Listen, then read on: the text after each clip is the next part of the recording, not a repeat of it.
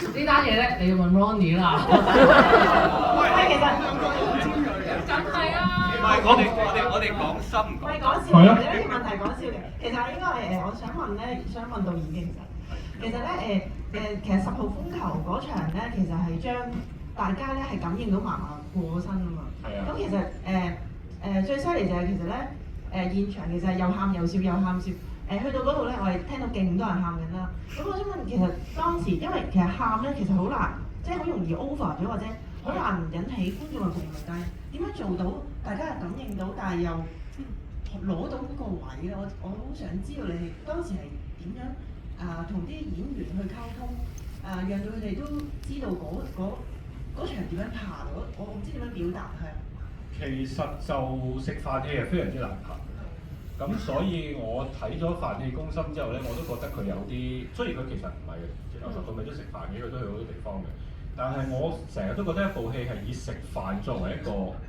即係主場景咧，係好犀利嘅。即係當以前我哋睇啲細個睇啲真情嗰啲都係咁嘅啦，但係唔係嗰隻咯，而係真係食飯之中好多細微嘅動作同埋佢哋嘅反應，點樣去表達個感情其實好難，我覺得係好難。即係拍對我嚟講呢種戲係。我係最有興趣拍呢啲嘅，即係我哋拍個動作啊，我瞌眼瞓嘅。我最有興趣就係拍食飯嘅過程裏邊啲人點樣去眉來眼去啊嗰樣嘢咁樣。即係我係好中意拍呢啲，所以點解部戲咁長都有少少，我成日都喺度搞緊呢啲人與人之間嘅好多嘅細節經營。咁我相信係好多嘢係第一，佢嗰場戲係呼應咗第一次食飯。佢第一次咧咪喺佢哋屋企食嗰個開年飯嘅，有啲嘢其實你係翻到去。所以觀眾會諗翻，同一件事發生，包括佢前面唔識用遙控器，到後面識用啊，包括佢又食翻嗰啲咁嘅雞髀啊，嗰啲咁嘅豬手啊，你就會覺得個情感會有啲嘢好似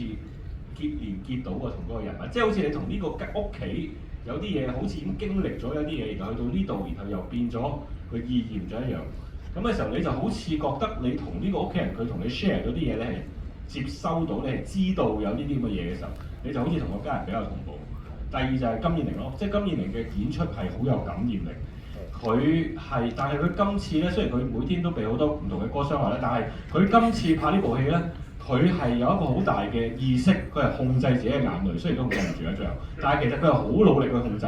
佢話今次導演我唔好要純決題咁樣喊嚟感染觀眾，佢係反而佢要做一個忍眼淚嗰個，佢搞到所有人喊，佢自己唔喊，但係雖然佢自己都喊啦最後。但係你會發覺佢成功令到，譬如好似鐘雪啊，譬如蝦頭啊，其實蝦頭嗰場戲都嗰啲雖然冇乜對白，但係嗰場戲佢嘅眼淚啊，佢嘅狀態都係你感覺到成家人嗰個俾嗰個金燕玲感染到，其實係佢演出咯。特別最難就係佢講嗰個船啊，佢咪一下忽然間好似覺得哇個船喐啦，好驚啊，跟住然後又話點樣啊，講翻天晴同天藍個名點嚟㗎嘛，嗰度其實好難演嘅。即係我都好想好似 Christopher Nolan 咁一講完個屋變咗隻船，我冇咁樣嘅條件，即係變咗其實完全係由佢嘅表演、佢嘅表情帶到你好似真係去咗隻船。當然我都有整到啲聲效嘅，叫阿賭哥幫手賭知。咁但係問題就係佢嘅演出令到你帶咗入嗰個場景度。咁呢個佢知道我哋係要挑戰呢個要即係講故事呢個表現嘅啦。咁佢亦都做得到。咁所以我咧覺得呢度就會令到觀眾，我自己拍嘅時候我都流眼淚嗰場。因為佢真係好有感染力，同埋鐘雪就鼻涕流埋出嚟，你睇佢就即係喊同埋佢成個感覺。咁就唯一就係天藍咯，佢好努力去詐喊，我話你唔好啦，即係嗰小朋友，你做翻自己得㗎啦。佢好努力去跟住大家喊，但係佢唔係，即係嗰小朋友個細佬係咁咯，就係。